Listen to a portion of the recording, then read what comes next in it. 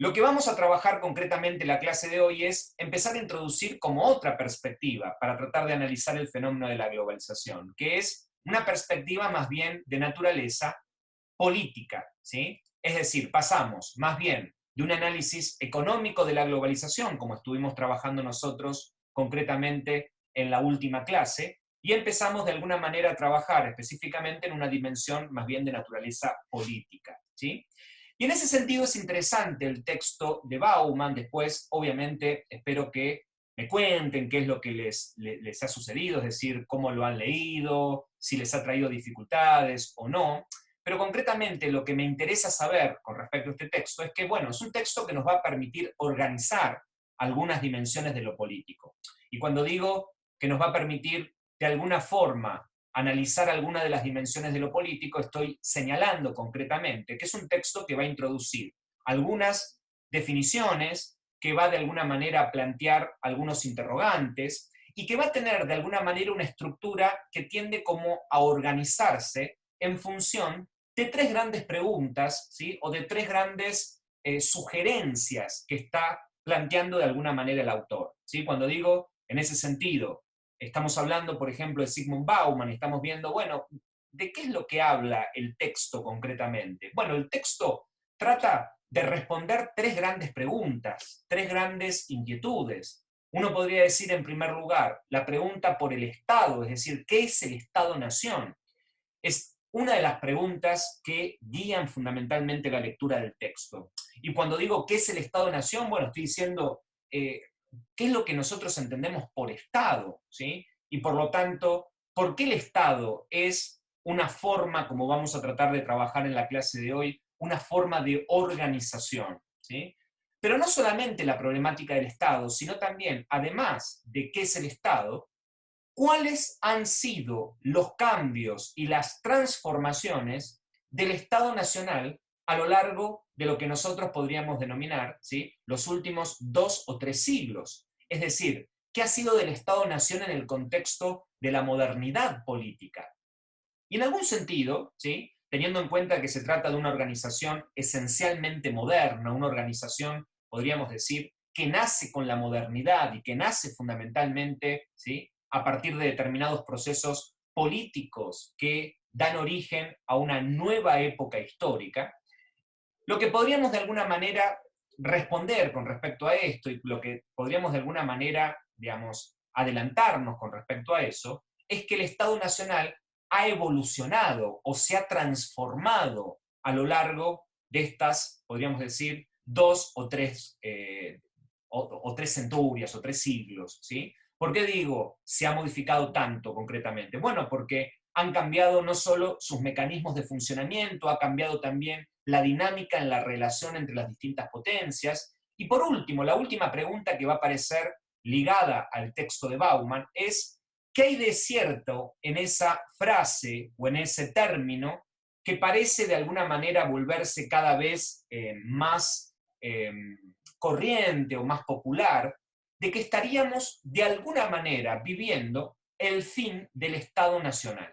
Es decir, la tercera pregunta que vamos a tratar de responder, más bien promediando la clase de hoy, es, bueno, si sabemos qué es el Estado-Nación, en definitiva, si hemos comprendido el proceso de su evolución y su desarrollo, ¿qué hay de cierta en la idea de que estaríamos viviendo hipotéticamente en un nuevo periodo histórico que marcaría el fin de este modelo de organización? ¿Sí? ¿Estamos viviendo el fin de los estados nacionales? ¿Estamos de alguna manera viviendo el fin, ¿sí?, de esta forma de organización política? ¿Los estados nacionales se están de alguna manera extinguiendo? Se preguntaría en ese sentido Bauman. Bueno, es un poco lo que nosotros vamos a tratar de trabajar concretamente en la clase de hoy, y por lo tanto esto nos va a llevar a diferentes cuestiones históricas que nos van a permitir tratar de entender y de mirar el proceso de globalización desde una perspectiva totalmente diferente, ¿sí? Estado. ¿Sí? Es un poco la idea concretamente de la clase de hoy. Es decir, tratar de entender desde el punto de vista conceptual qué es el Estado, tratar de ver en ese sentido el origen del Estado y la evolución del Estado, para tratar de llegar, en última instancia, al momento o al periodo de lo que nosotros denominamos el periodo de la globalización, para tratar de entender qué sucede con el Estado nacional en el contexto de la globalización, ¿sí? Bueno, primera cuestión importante, ¿sí? ¿Qué sería el Estado? Una de las cosas que tiene el texto de Bauman, que es un texto que habla sobre muchas cosas y que quizás no está ordenado de una forma muy cómoda para ir más o menos progresando desde el punto de vista de una definición más bien abstracta, para luego ir incorporando elementos concretos vinculados con la historia. Por eso mismo, uno podría señalar específicamente que cuando hablamos del Estado, estamos hablando de algo importante desde el punto de vista de las ciencias sociales. ¿Qué sería el Estado concretamente? Bueno, algo de eso señalamos recientemente en la presentación. El Estado sería una forma de organización, ¿sí? ¿Y qué significa una forma de organización? Bueno, una determinada modalidad de establecer el orden, ¿sí? Por eso, la definición que va a dar Bauman con respecto al Estado tiene que ver con la siguiente idea. Para Bauman, el Estado es una agencia. Piensen ustedes que el concepto de agencia es un concepto similar al de institución, ¿sí? ¿Por qué? Porque lo que hace la agencia es producir agenciamientos, es decir, que los individuos se comporten fundamentalmente a partir de determinadas pautas. Entonces, ¿el Estado qué sería concretamente para Bauman? Bueno, el Estado no es más que una agencia que reclama el derecho legítimo, aclaro también, y posee los recursos para ello, de formular e imponer normas y reglas en un territorio determinado. ¿Qué quiero decir concretamente con la posibilidad, ¿sí?, de, podríamos decir, establecer, de formular e imponer normas y reglas en un territorio determinado? Bueno, que el Estado tiene la capacidad de establecer el orden, ¿sí? Y el orden estatal se construye fundamentalmente a partir de una determinada cantidad de recursos. En ese sentido, cuando hablamos de los recursos estatales, decimos, bueno, ¿cómo hace el Estado para ordenar fundamentalmente una sociedad o para ordenar básicamente la vida social? Establece normas y reglas. El Estado es una agencia que organiza mediante normas y reglas un territorio determinado, o para ser más específico, una sociedad dentro de un determinado territorio.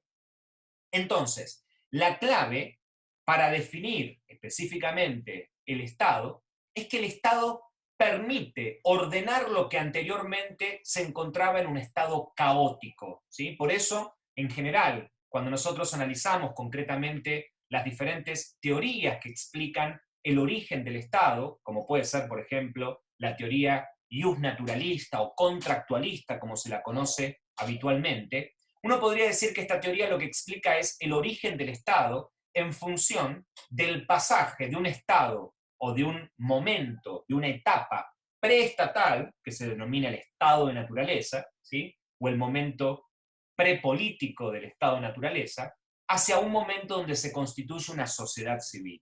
Por eso, cuando decimos concretamente qué es el Estado es una agencia, es una institución capaz de poner orden, capaz de ordenar mediante normas y leyes, ¿sí?, o normas y reglas, un territorio determinado. Ahora bien, una de las cosas interesantes que señala la lectura de Bauman es que en determinado momento histórico, fundamentalmente allá por el siglo XVII o el siglo XVIII, uno podría señalar que coexistían una multiplicidad de agencias que estaban de alguna manera orientadas a la construcción de un poder central. ¿Qué quiero decir fundamentalmente esto? Bueno, que cuando hablamos del Estado estamos diciendo, bueno, ¿qué es el Estado? El Estado es una institución capaz de generar orden, ¿sí? Pero en el momento en que comienzan a aparecer los estados modernos, fundamentalmente allá por el siglo XVII, el siglo XVIII, en general, el Estado no era la única agencia que reclamaba para sí la posibilidad de establecer un orden, sino que tuvo que coexistir momentáneamente con otras agencias que también reclamaban ese mismo derecho. Por lo tanto, lo que hace concretamente el Estado es que el Estado tiende a desplazar esas otras agencias que también terminaban imponiendo el orden. Por ejemplo, cuando digo que existían otras agencias u otras instituciones capaces de mantener el orden, bueno, pensemos, ¿qué institución, podríamos decir, de alguna manera tendía a imponer un orden a partir del establecimiento de normas y reglas? Bueno, históricamente, por ejemplo, la Iglesia ha sido una institución que intentó ordenar la vida de los individuos mediante normas y reglas. Ahora bien, lo interesante que aparece concretamente allá por el siglo XVII y el siglo XVIII es que el Estado tiende a suplantar, a reemplazar, a absorber todas las instituciones y por lo tanto se convierte en la única institución capaz de ordenar un determinado territorio. Por eso, dice específicamente Bauman, esta institución que es el Estado, ¿sí?, permite transformar la contingencia en determinación, la ambivalencia en certidumbre, el azar en regularidad. Y utiliza una metáfora muy interesante que es el bosque primigenio en un jardín cuidadosamente planificado. Es decir, el Estado lo que hace es transformar el caos en orden. Por eso, desde el punto de vista jurídico, desde el punto de vista institucional, nosotros decimos, bueno, ¿qué es lo que hace el Estado? El Estado, ¿sí?, aunque no lo veamos como entidad abstracta, el Estado ordena nuestras conductas. ¿Por qué ordena nuestras conductas? Porque establece normas, reglas, leyes que de alguna manera regulan la vida social. Y entonces, que nosotros, por ejemplo, sepamos que podemos salir a la calle, que podemos caminar tranquilos, que podemos, por ejemplo, digamos, resolver nuestras disputas y nuestras contradicciones o nuestros problemas de una forma, podríamos decir, pacífica, todo eso es producto, es un resultado concretamente del Estado, ¿sí?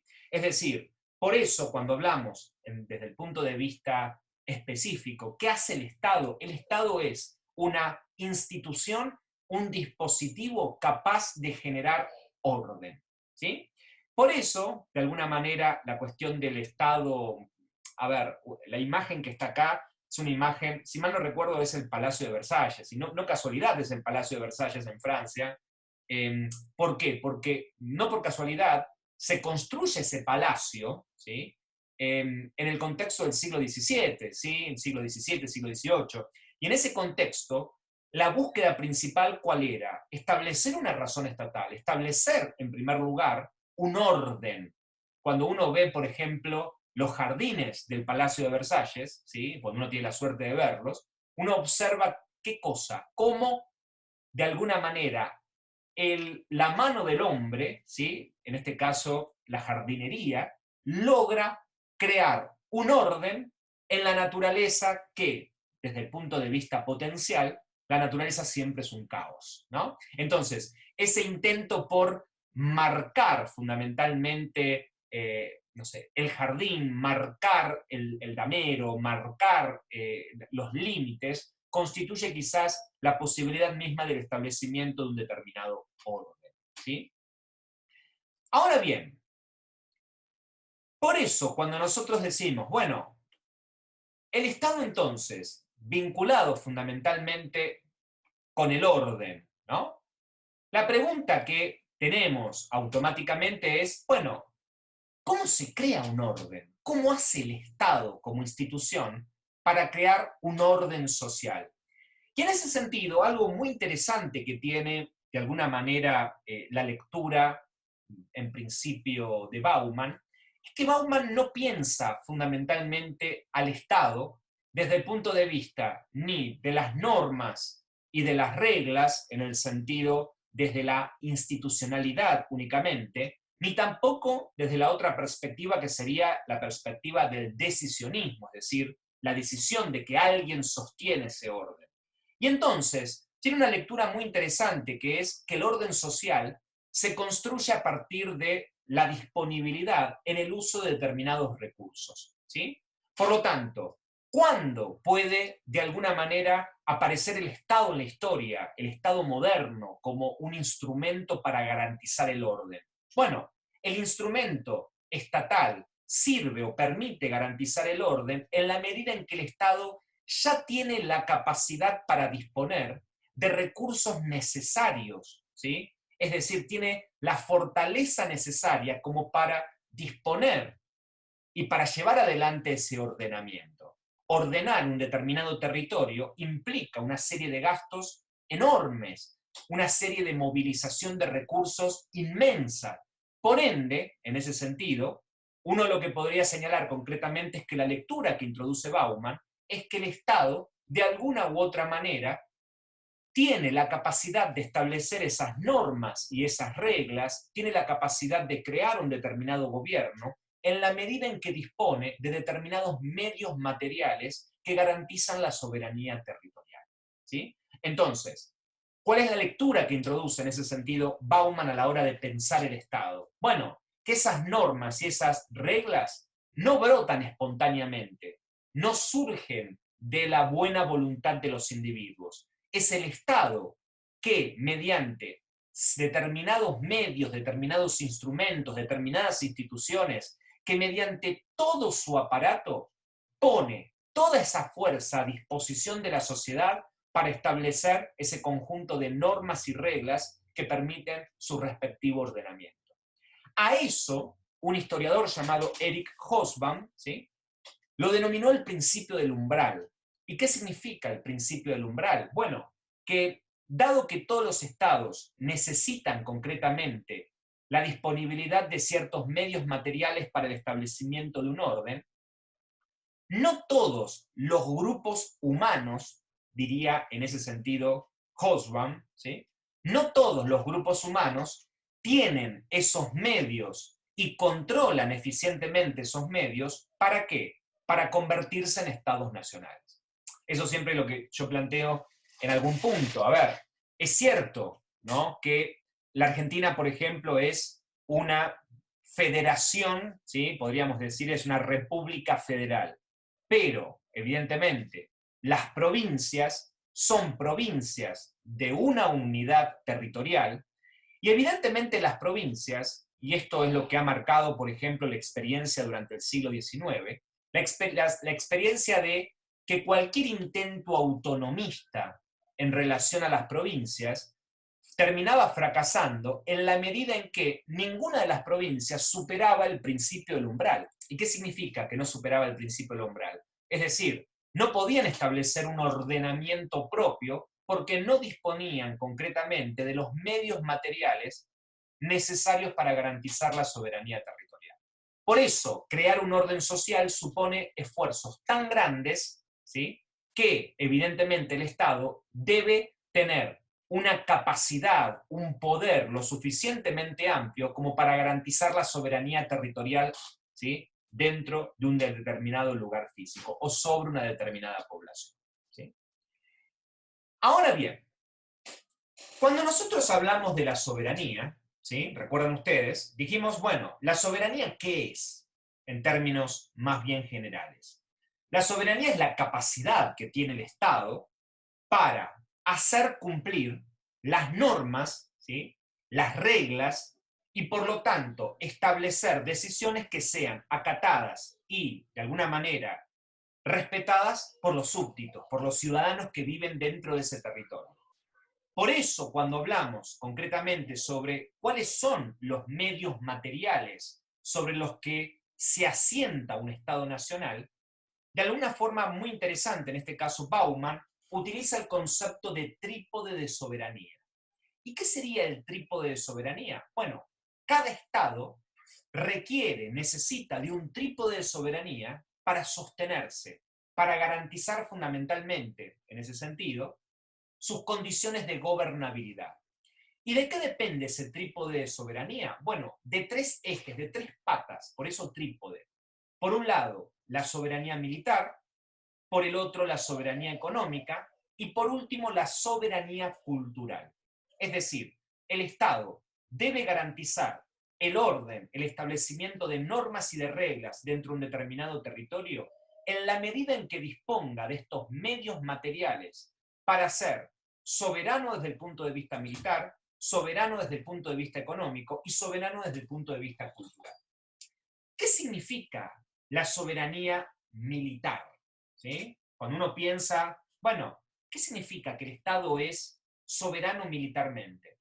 La idea de soberanía remite a que es la máxima autoridad, que no hay una autoridad supraestatal, que el Estado es quien tiene la última palabra, vinculada fundamentalmente al uso de la fuerza física. Por eso, cuando nosotros hablamos de la soberanía militar se reduce concretamente en la figura del Estado, en que el Estado detenta, diría en ese sentido Max Weber, que es o que fue un teórico del Estado, detenta el monopolio de la violencia física. ¿Qué significa que el Estado detenta el monopolio de la violencia física? Bueno, el Estado es el único que puede recurrir a la violencia para mantener el orden, ¿sí? Por ejemplo, yo no puedo recurrir a la violencia para resolver un conflicto. ¿Por qué? Porque si resuelvo un conflicto por medio de la violencia, estoy violando una determinada ley, ¿sí? Entonces, los particulares están exentos, o mejor dicho, más que exentos, los particulares no pueden resolver sus conflictos particulares por medio de la violencia. El Estado es la máxima autoridad en la medida en que tiene el monopolio de la violencia física. ¿Y qué significa que tiene el monopolio de la violencia física? Es el único que puede utilizar la fuerza de manera legal, ¿sí? ¿Por qué de manera legal? Bueno, porque, en definitiva, cuando el Estado, de alguna manera, utiliza la fuerza, es decir, los medios de coerción sobre la sociedad civil, y cuando la utilización de estos medios es o se realiza de forma legítima, ¿sí? Evidentemente el Estado no está por fuera de la ley. En cambio, cuando cualquier particular quiere recurrir a la violencia física, lo que hace es violar una norma, violar una regla, violar una ley. Entonces, la soberanía militar es quizás uno de los elementos centrales sobre los que descansa la autoridad política del Estado. El Estado entonces es quien tiene siempre la última palabra para establecer el orden, hasta el punto de poder recurrir a la violencia física, porque esa violencia física, si se realiza de acuerdo a la ley, ¿sí?, es considerada como legítima, ¿sí? ¿Se entiende esto?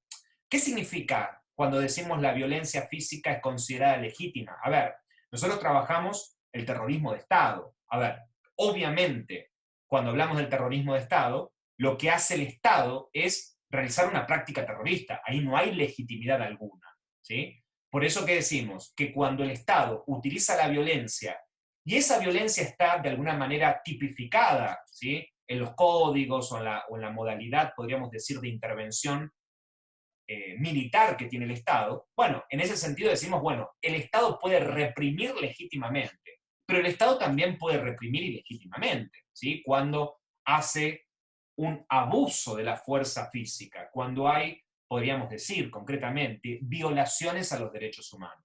El monopolio de la violencia física considerada legítima no amerita ni admite de ninguna manera la violación de los derechos humanos, ¿sí?, ¿no? Por eso, el tipo de soberanía descansa entonces en una pata que es la soberanía militar. ¿Y en qué instituciones están reflejadas en la soberanía militar? Bueno, las instituciones del orden, esto es en la policía, en el ejército, gendarmería, prefectura, etc. Pero no solamente un Estado descansa en la soberanía militar, también, dice Bauman, esto es bastante discutible, en la soberanía económica. ¿Y qué significa que el Estado descanse también en la soberanía económica? Bueno, el Estado debe ser capaz de monopolizar los llamados medios de recaudación. ¿Qué significa los medios de recaudación? El Estado debe ser capaz de imponer, ¿sí?, a los súbditos o a los ciudadanos determinados impuestos, y por lo tanto debe ser capaz de poder financiarse por medio de esos impuestos. Por lo tanto, la soberanía económica del Estado radica ¿en qué? En la posibilidad de ser la máxima autoridad a la hora de establecer determinadas regulaciones en materia económica. Como puede ser, por ejemplo, regulaciones vinculadas con la recaudación de impuestos, regulaciones vinculadas con el uso y la circulación de la moneda, podríamos decir en ese sentido, regulaciones vinculadas con, en alguna situación excepcional, cuando se produce una situación de fuerza mayor, expropiar o no expropiar una determinada empresa, etc. ¿Sí? Es decir, hablamos no solamente de que el Estado es soberano en términos de que monopoliza la violencia física, sino también monopoliza los medios de recaudación y de administración. ¿Sí? Y por último, los estados, y al menos concretamente los estados modernos, pensemos en los estados que fueron desarrollándose desde el siglo XVIII en adelante, como los estados modernos de alguna manera recurren a que la fuente o el origen de la soberanía radica en la ciudadanía, ¿sí? De alguna forma han utilizado un instrumento para legitimar su accionar, que es la denominada soberanía cultural. ¿Y qué significa la idea de soberanía cultural? Bueno, los estados son soberanos en la medida en que lo que hacen es monopolizar, cuando digo monopolizar es excluir al resto, ¿sí? Lo que podríamos nosotros denominar como las tradiciones desde el punto de vista simbólico. Esto es, por ejemplo, en un Estado nacional hay una única bandera, en un Estado nacional hay un único himno, en el Estado nacional se establecen tradiciones, y por lo tanto hay instituciones encargadas de establecer ese monopolio simbólico. Pensemos los medios de comunicación oficiales, la escuela, la historia oficial, la tradición, etc.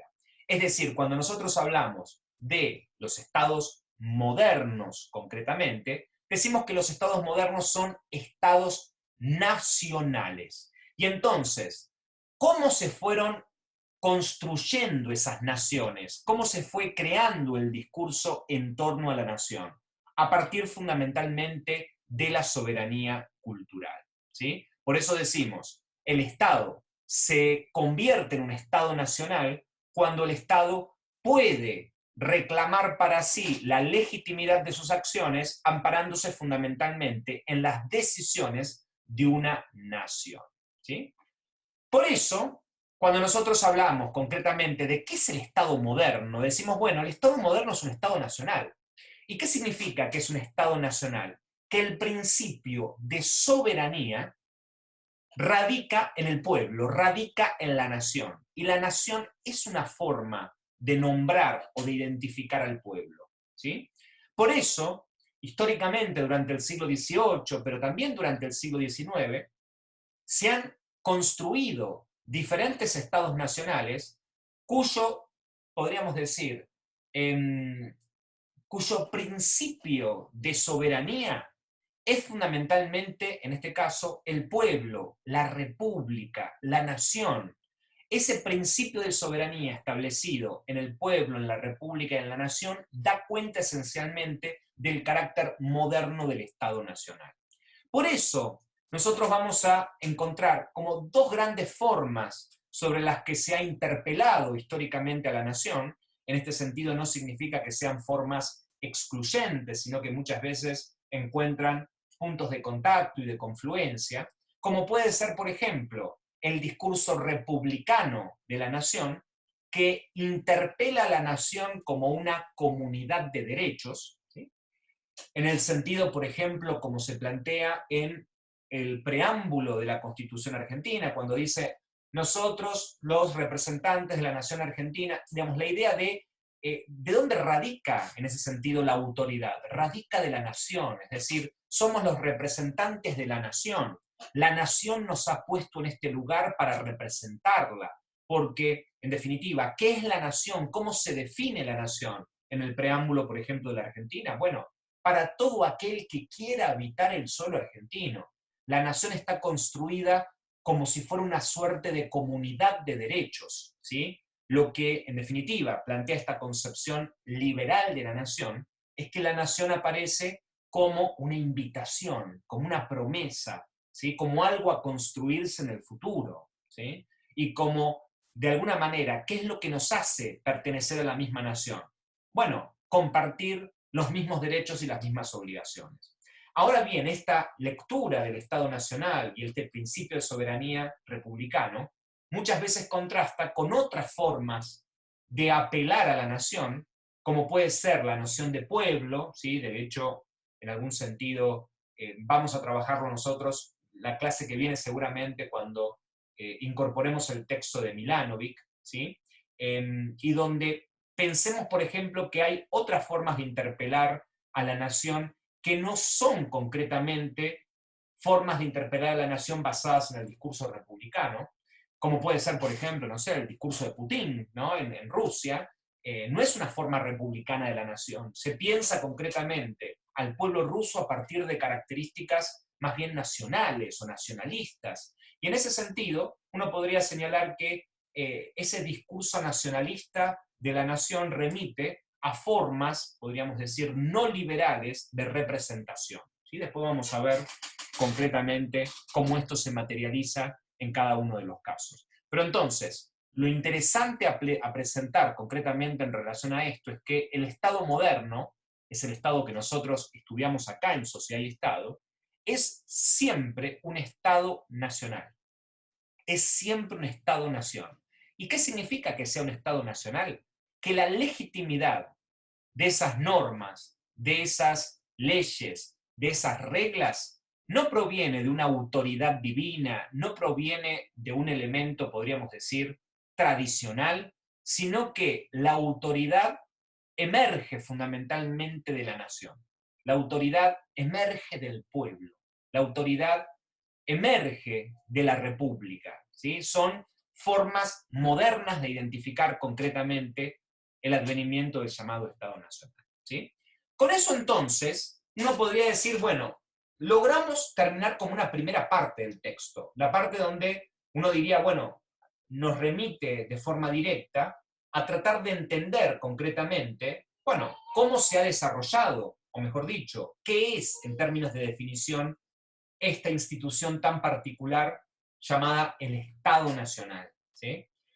Pero uno podría decir que el Estado Nacional se ha, podríamos decir, desarrollado y ha evolucionado desde el punto de vista histórico. ¿Y por qué decimos que ha evolucionado o se ha desarrollado desde el punto de vista histórico? Bueno, por ejemplo, porque el Estado Nacional, que se constituye de forma republicana y liberal a partir concretamente del siglo XVIII y principios del siglo XIX, tuvo la obligación de realizar una serie de tareas durante el siglo XIX muy específicas, muy, podríamos decir, acotadas a los problemas que se tenían que resolver concretamente en esa época. Por eso Bauman señala que la característica distintiva del Estado-Nación durante el siglo XIX fue la conquista del espacio. ¿Por qué la conquista del espacio? ¿Por qué decimos que la conquista del espacio aparece como uno de los grandes, de las grandes tareas que tiene el Estado Nacional?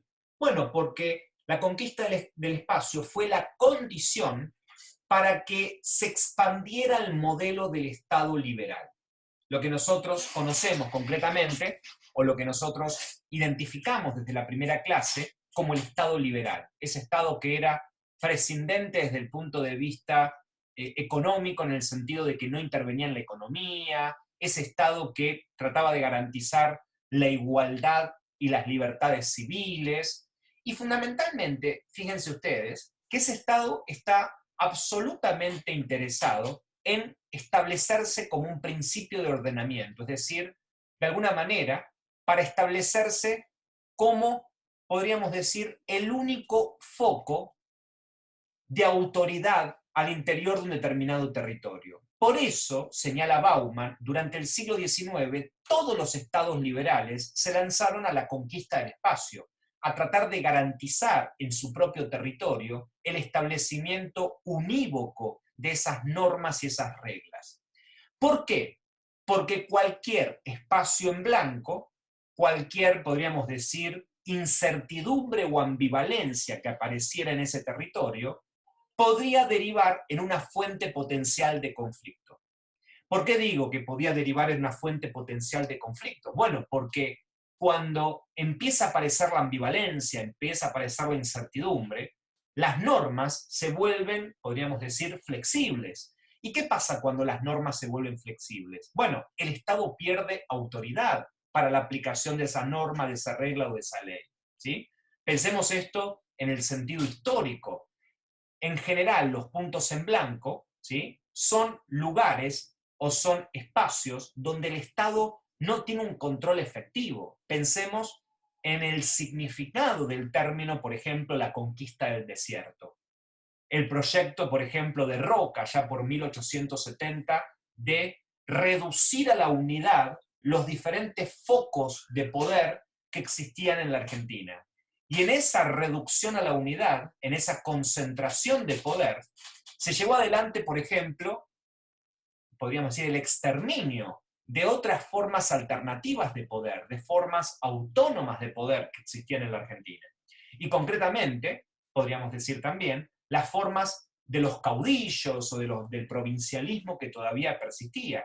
Entonces, ¿cuándo se logra, en definitiva, establecer un Estado? Cuando logra definitivamente conquistar el espacio, cuando se establece como la máxima autoridad dentro de un determinado territorio.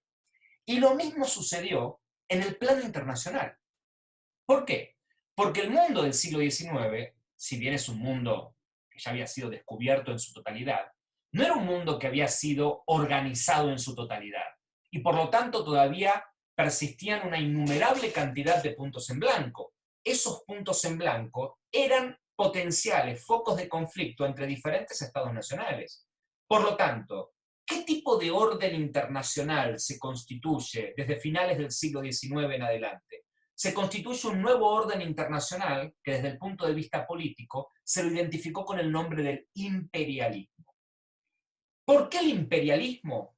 Porque entre el año 1870 y el año 1914, aproximadamente, una sexta parte del mundo, ¿sí?, fue reconfigurada en función de diferentes potencias imperialistas. ¿Qué hicieron esas potencias imperialistas? Se repartieron el mundo. ¿Y por qué se repartieron el mundo? Porque lo que buscaron a la hora de repartirse ese mundo es tratar de ¿qué? De llevar a todas partes del mundo el modelo originario del Estado liberal, es decir, del Estado-nación. Entonces, en aquellos territorios que se podían organizar de manera autónoma con sus propias normas y sus propias reglas, se mantuvieron de forma autónoma. Pero en aquellos territorios que no podían organizarse por dificultades en términos de umbral, por insuficiencia en las condiciones materiales, evidentemente el imperialismo, ¿qué hizo? Estableció el dominio de una potencia imperialista sobre esos territorios. De esa manera, todo el mundo quedó concretamente dividido en estados liberales. Todo el mundo quedó dividido en estados que de alguna u otra manera respondían a un Estado-nación, ¿sí? Por eso, cuando nosotros, recuerden ustedes, íbamos a la primaria y por lo tanto teníamos que comprar un mapa, íbamos y decíamos, quiero un mapa con división política. ¿Y qué veíamos en el mapa con división política? Que todo el territorio del mundo está dividido políticamente. ¿Y qué significa que se encuentra dividido políticamente? Que en verdad todo el territorio mundial está dividido en estados nacionales, ¿sí? Que incluso allí donde los estados nacionales todavía no son reconocidos, se mantienen las viejas, podríamos decir, fronteras, como para evitar, ¿qué cosa? Cualquier foco potencial de conflicto. Entonces, durante el siglo XIX, uno lo que podría señalar concretamente es que predominó la forma liberal de Estado, desde el punto de vista interno, y concretamente desde el punto de vista de las relaciones internacionales, la lógica del imperialismo, donde las potencias imperialistas terminaban de alguna u otra manera imponiéndose, ¿sí?, y por lo tanto trasladando a diferentes partes del mundo el modelo del Estado nacional. Ahora bien, ese mundo imperialista, ¿sí?, se extendió aproximadamente hasta el año 1918. ¿Por qué digo hasta el año 1918 o hasta el año 1914-1918? Porque fue el periodo, ¿sí?, en el que se desarrolló la Primera Guerra Mundial. La Primera Guerra Mundial fue un enfrentamiento entre diferentes potencias imperialistas. Por lo tanto, de alguna manera, el orden imperialista tiende a resquebrajarse con el estallido de la Primera Guerra Mundial. Y de la Primera Guerra Mundial, el triunfo que se va a producir a partir del año 1917, de una revolución victoriosa en la lejana Rusia, va a cambiar por completo las relaciones internacionales y la política del siglo XX. Por eso vamos a hablar de un nuevo periodo, de una nueva fase o un nuevo periodo histórico que corresponde de alguna u otra manera al llamado orden bipolar. Obviamente, entre el año 17 o el año 18, cuando finaliza la Primera Guerra Mundial, y el año 1945 hay casi 30 años de diferencia, casi 25 años de diferencia. Pero lo importante es que el establecimiento de la revolución bolchevique terminó dividiendo el mundo en dos órdenes totalmente diferentes. Por un lado, un mundo que mayoritariamente, al menos hasta 1945, fue capitalista, y por otro lado, un mundo donde desde el año 17 en adelante empezó a configurar un poder alternativo al sistema capitalista. Por eso, luego de la Segunda Guerra Mundial, se empieza a hablar de la llamada Guerra Fría o fundamentalmente del denominado orden bipolar.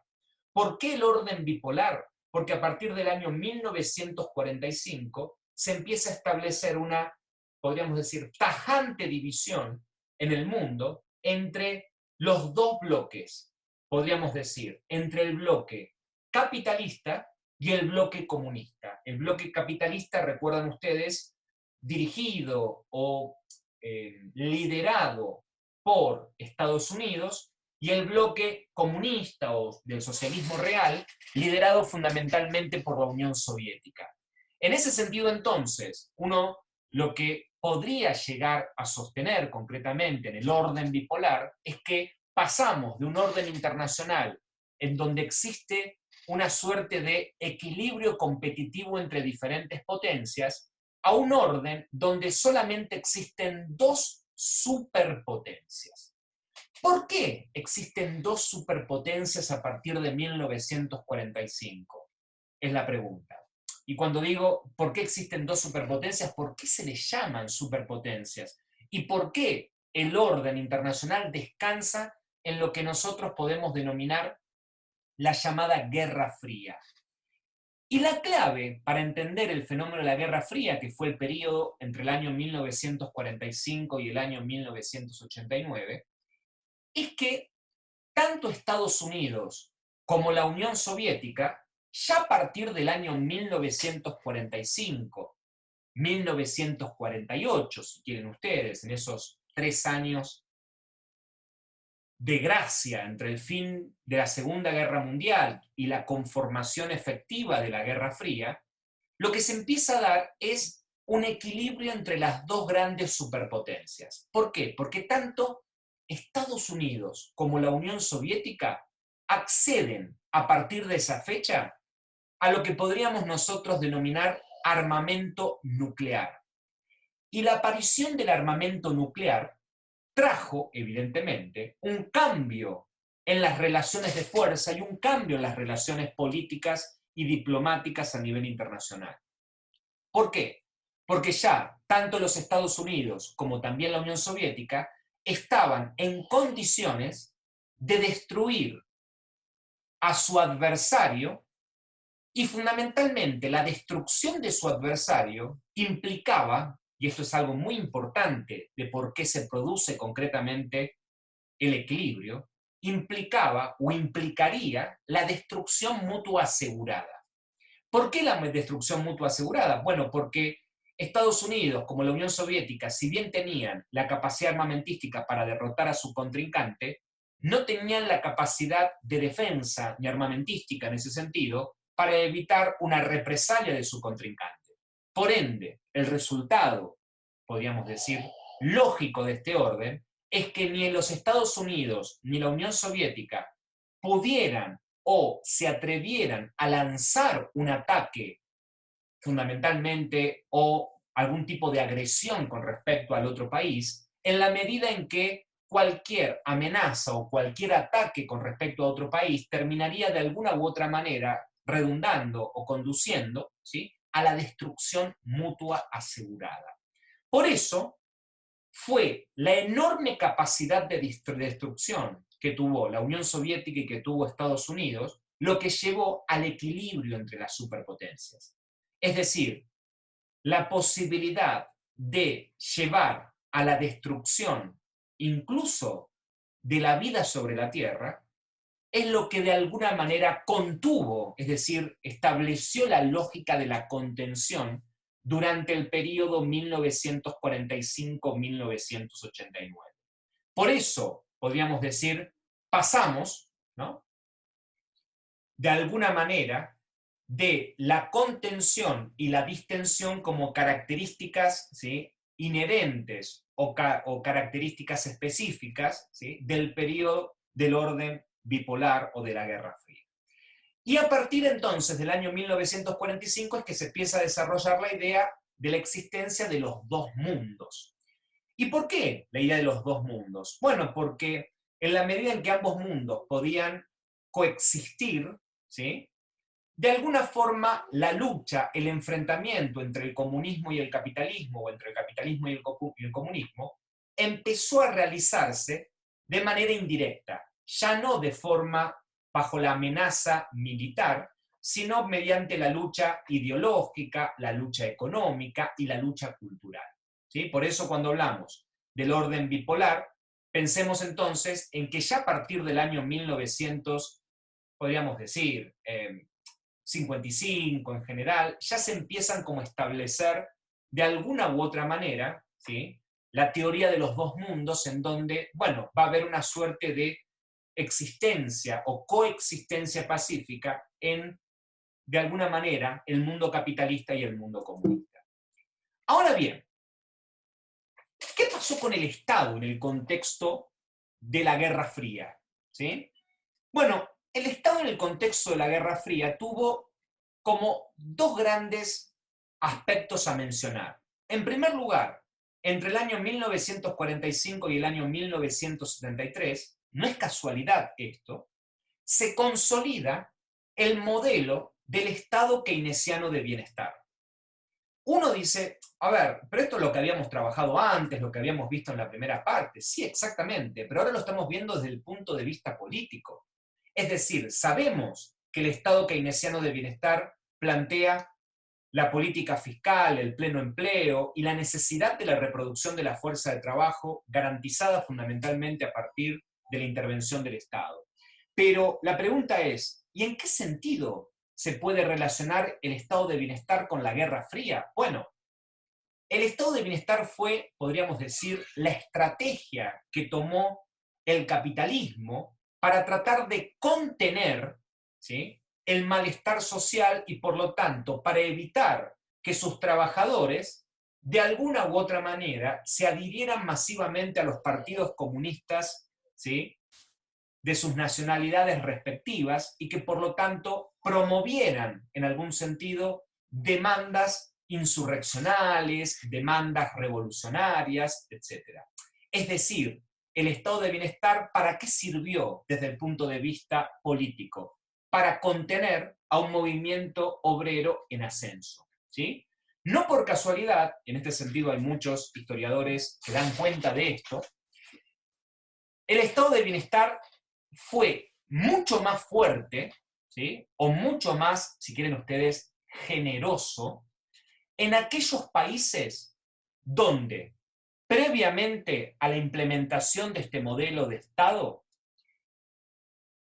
existiera o existía, ¿sí?, movimientos de obreros organizados o incluso partidos comunistas fuertes. Entonces, los estados de bienestar fueron más generosos allí donde tuvieron de alguna u otra manera, ¿sí?, que lidiar contra, podríamos decir, movimientos sociales y fundamentalmente sectores populares muy organizados, ¿sí? A ver, para decirlo de otra manera, uno puede tener como una lectura más amplia en este sentido, y no es que lo estoy subestimando, ni mucho menos, pero uno podría decir que fenómenos como el peronismo que se han dado en la Argentina, piensa en el peronismo en este caso muy, en resumidas cuentas, como una suerte de proyecto de estado de bienestar, ¿no? No por casualidad, concretamente en la Argentina se establece un modelo, ¿sí? O se establece un tipo de política tan ambiciosa vinculado con el estado de keynesiano de bienestar, porque de alguna manera también la economía, la política argentina, al menos el movimiento obrero argentino, un movimiento obrero que tenía un alto nivel de conflictividad social, mucho mayor, por ejemplo, que los que existían en otras partes de América Latina. Entonces, se puede medir el grado, la penetración del estado keynesiano de bienestar en función de la conflictividad social inherente a cada uno de esos países, ¿no? Es como si el capitalismo hubiese necesitado del estado de bienestar como para desactivar, para contener el avance de las clases trabajadoras y fundamentalmente las demandas prácticamente revolucionarias del movimiento obrero. Y en segundo lugar, la segunda cuestión que aparece vinculada con el Estado en el contexto de la Guerra Fría es la construcción de lo que Bauman denomina una suerte de metasoberanía. Es decir, un mecanismo de regulación que no solamente permitiera regular al interior de los estados nacionales, sino también una política entre diferentes estados. Por ejemplo, la creación de la OTAN, la creación de la OEA, por parte fundamentalmente de los Estados Unidos, representan un intento de ¿qué? De establecer una metasoberanía con respecto fundamentalmente a esos países, ¿sí? Con respecto a los países que iban a alinearse desde el punto de vista ideológico con los Estados Unidos. Y lo mismo, de alguna manera, lo va a hacer la Unión Soviética a partir del año 1955 con el denominado Pacto de Varsovia. ¿Qué es lo que hace concretamente la Unión Soviética? Bueno, utiliza a aquellos estados satélites, fundamentalmente los de Europa Oriental, los hace firmar el Pacto de Varsovia, donde compromete a estos estados que la Unión Soviética va a tener el derecho de intervenir militarmente en este territorio ante un posible y eventual, o ante una posible o eventual invasión estadounidense, ¿sí? O ataque estadounidense. Por lo tanto, el Pacto de Varsovia, al igual que la OTAN y la OEA, ¿qué son?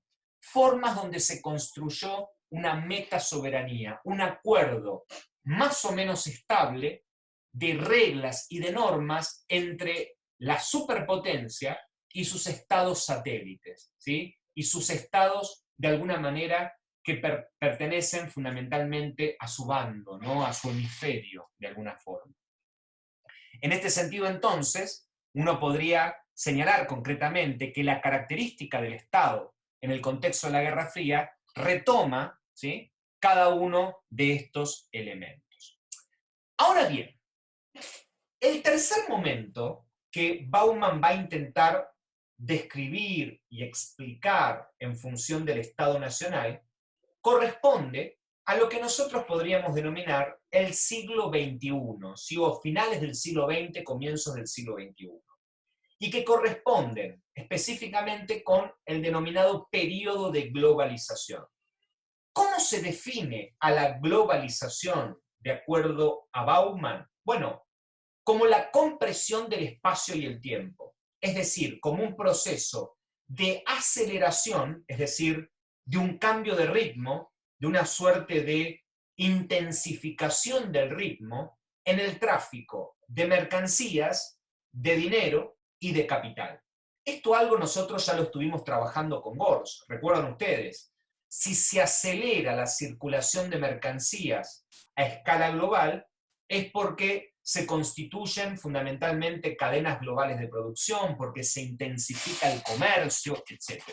Si el dinero entra y sale de los diferentes países, en ese sentido, eso significa concretamente que, bueno, de alguna manera, se eliminan las restricciones para la entrada y salida de capitales, y fundamentalmente, donde el dinero va en búsqueda de aquellos, podríamos decir, lugares, de aquellos paraísos fiscales, ¿sí?, donde puede tributar una menor proporción vinculada a sus ganancias, ¿sí? Entonces, podemos entender que el periodo de la globalización va a desarrollarse fundamentalmente a partir de los años 70, tempranos años 70, cuando comienza esta aceleración en la circulación de mercancías, de dinero y de capital. ¿Sí? Y ahora bien, ¿qué pasa en el contexto, ¿sí?, del Estado-Nación?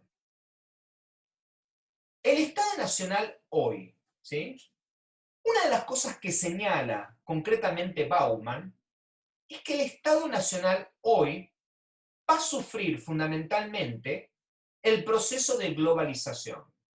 Recuerdan ustedes que Bauman habla de que las fronteras del Estado Nacional se vuelven porosas. ¿Y qué significa que las fronteras se vuelven porosas, se erosionan, como si fueran, por ejemplo, un accidente geográfico? Bueno, lo que está diciendo Bauman es que a partir del proceso de globalización el Estado va perdiendo, va retrocediendo en su capacidad para establecer el orden. El Estado va viendo debilitada de alguna manera su soberanía, porque las fronteras se vuelven porosas, porque las mercancías ingresan sin ningún tipo de control, porque no hay restricciones a la salida de capitales, porque no hay control sobre el dinero que se invierte, ¿sí?, en el sistema financiero.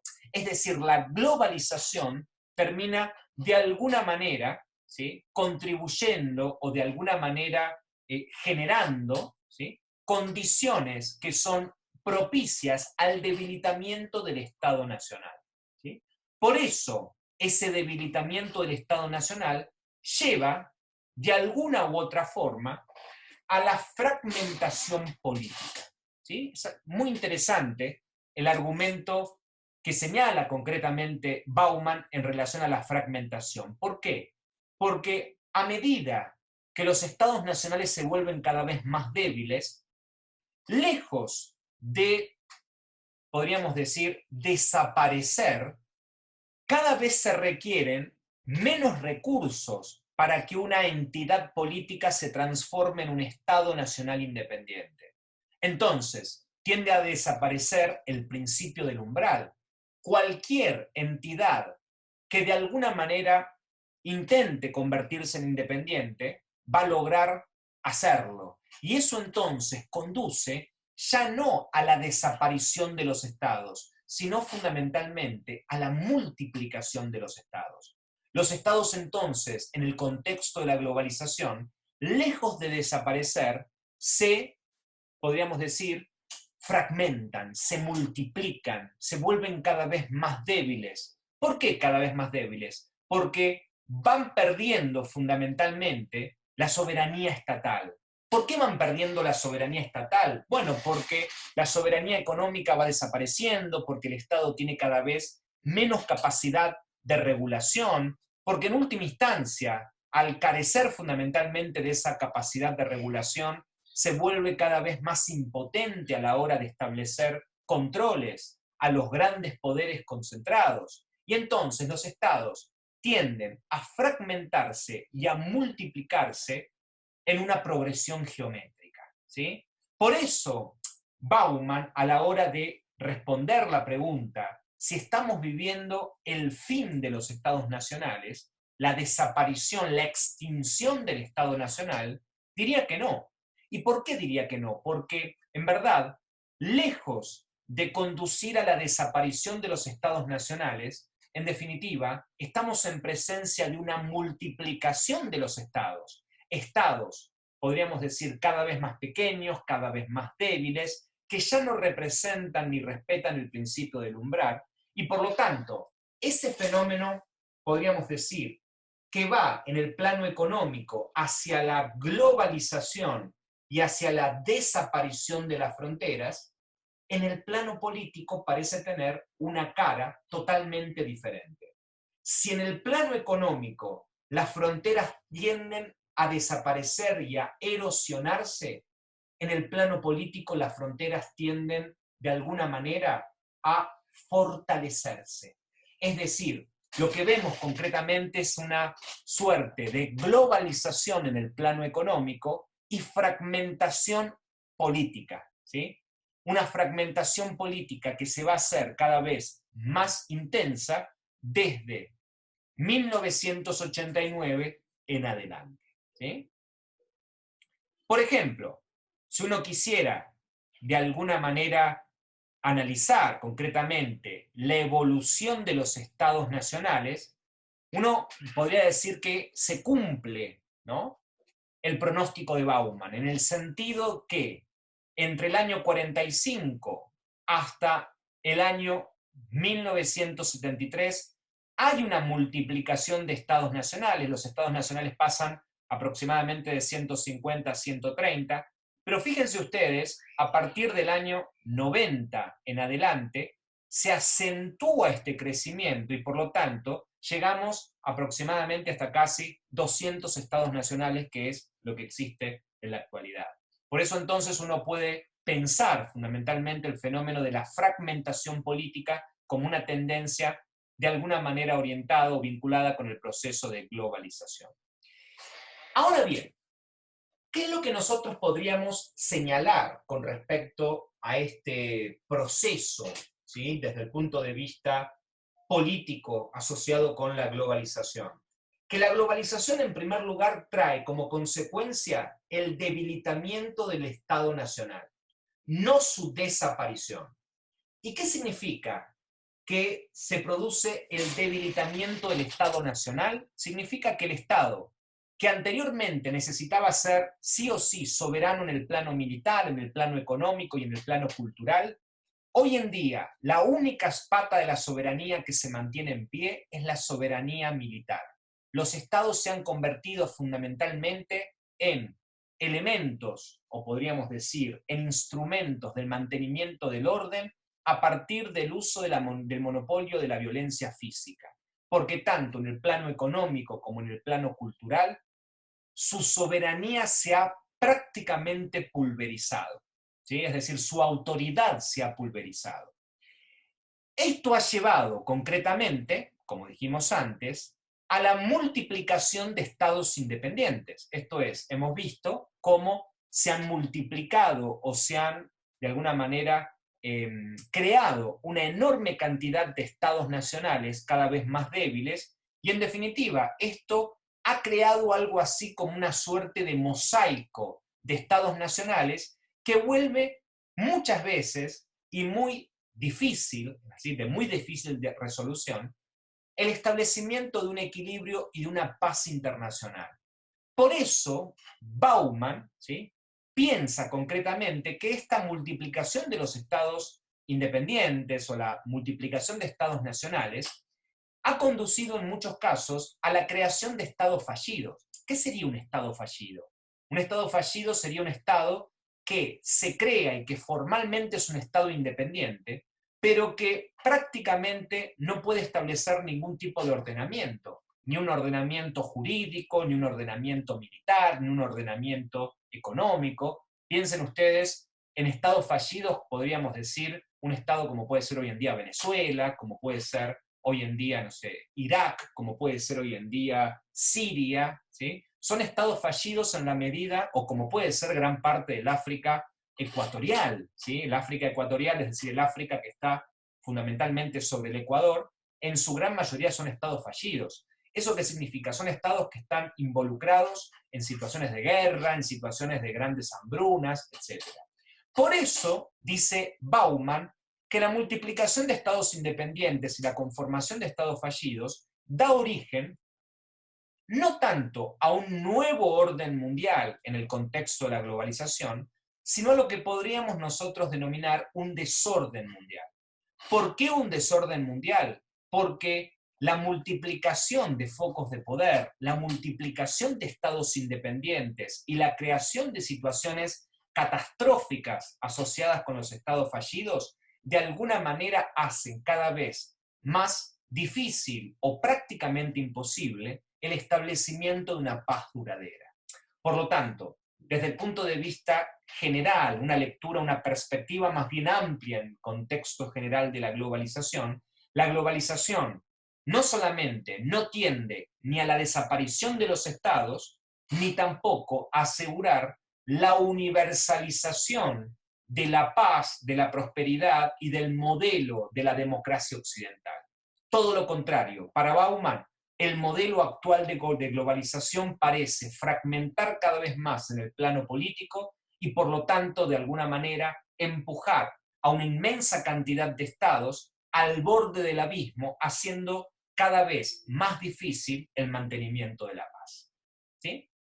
Un poco esta es la idea, ¿sí? O un poco esta es la lectura que uno puede hacer concretamente de la perspectiva de Bauman y fundamentalmente de su lectura, de su interpretación del contexto de globalización.